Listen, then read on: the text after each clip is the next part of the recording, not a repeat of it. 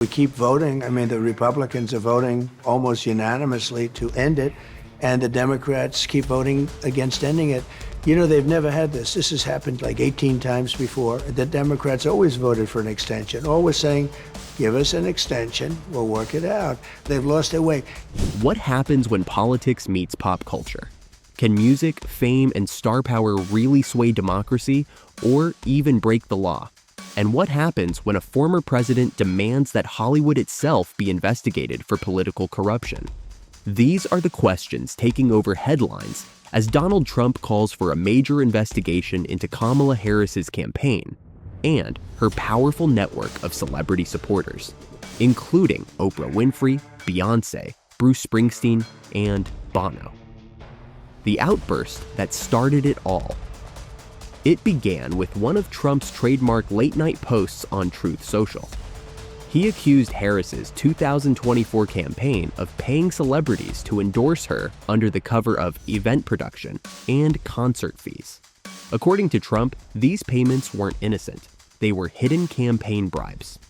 He described the situation as a massive and illegal scam by Kamala and her Hollywood friends. He demanded that the Department of Justice and the Federal Election Commission, FEC, open a formal investigation. You can't pay people to like you, he wrote. You can't buy endorsements. It's against the law, plain and simple. But was Trump uncovering real misconduct or just stirring up political theater in the spotlight? He knows best. Following the money. Soon after Trump's post went viral, reporters began digging into public campaign finance records.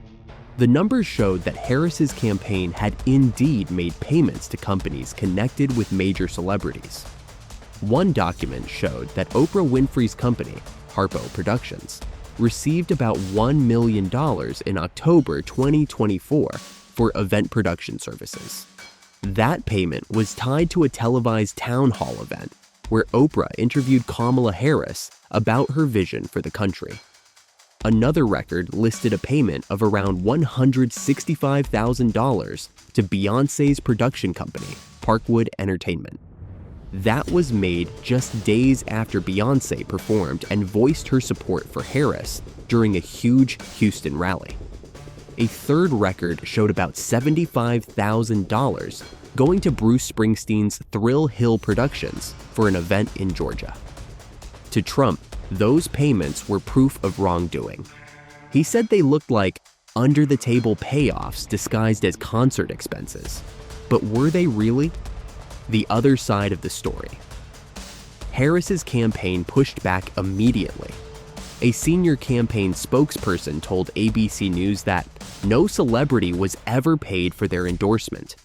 According to the campaign, the money went toward the logistics of producing massive live events. Things like lighting, stage setup, travel, and staff. Oprah Winfrey herself released a statement clarifying, "I did not take any personal fee." The people who worked on the production were paid for their labor, as they should be. Beyoncé's mother, Tina Knowles, also stepped in to defend her daughter. Beyoncé didn't get a dime for supporting Kamala, she said. She paid her own travel costs and brought her team along for free because she believed in the message.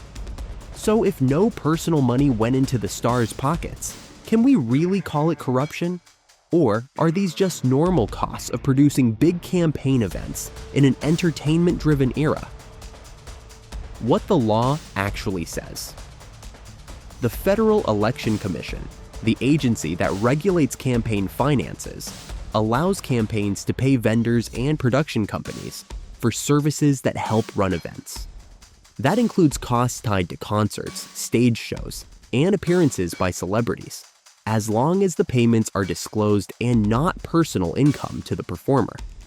In other words, paying for an event where a celebrity appears is legal. Paying a celebrity directly to say nice things about you would not be. So far, no evidence has emerged showing that Harris's campaign paid anyone for endorsements. The contracts listed were between the campaign and production companies, not the artists themselves. Still, the optics of million-dollar payments to famous names are politically explosive. Trump knows how to turn that perception into a weapon. the power of celebrity in politics. This controversy taps into a much larger issue: the growing role of celebrity influence in politics. In recent years, major stars have become more outspoken about their political beliefs, from Taylor Swift encouraging voter registration to actors like Leonardo DiCaprio speaking about climate policy. Entertainers now play a major role in shaping political conversation.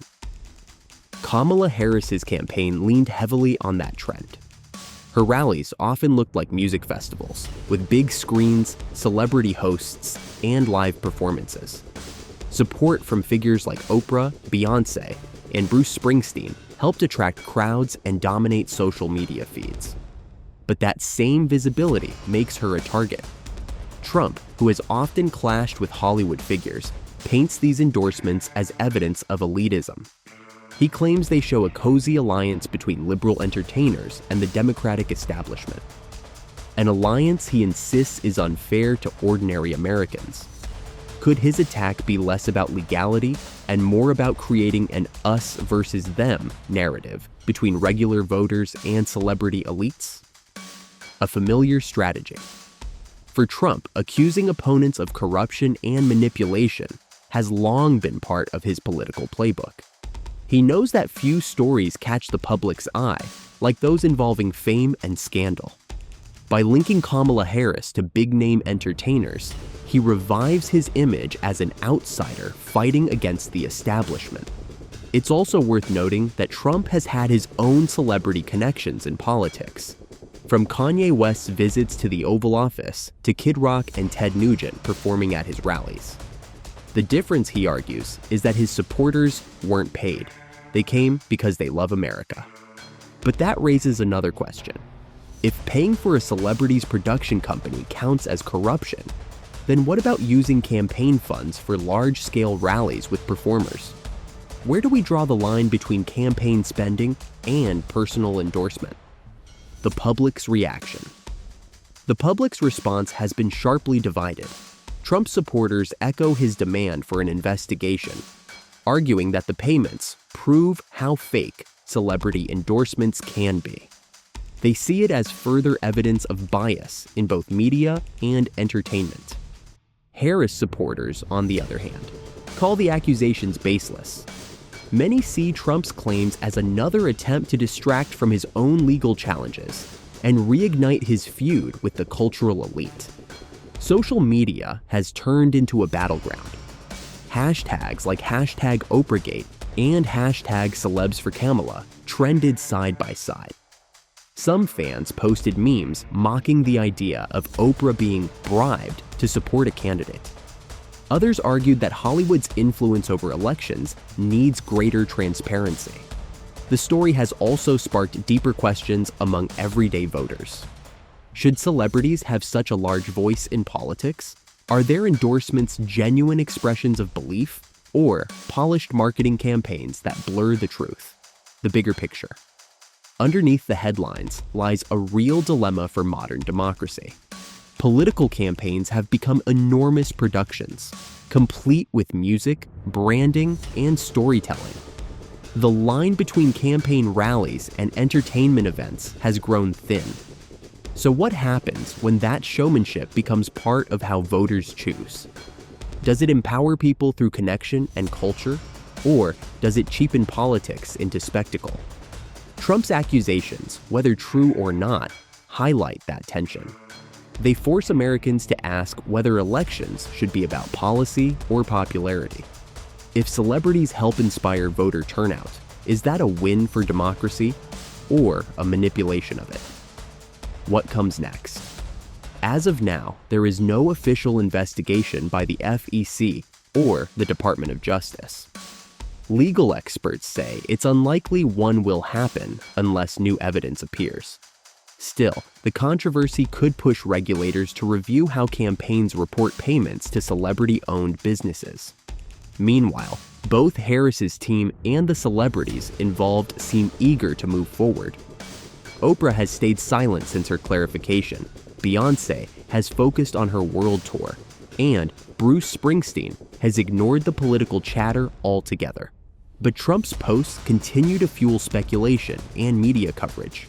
Exactly what he wants as he positions himself for another presidential run.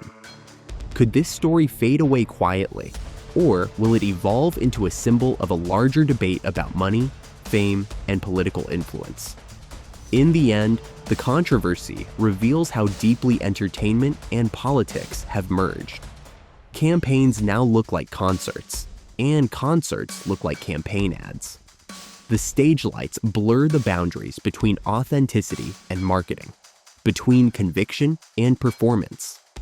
And that leads to one final lingering question.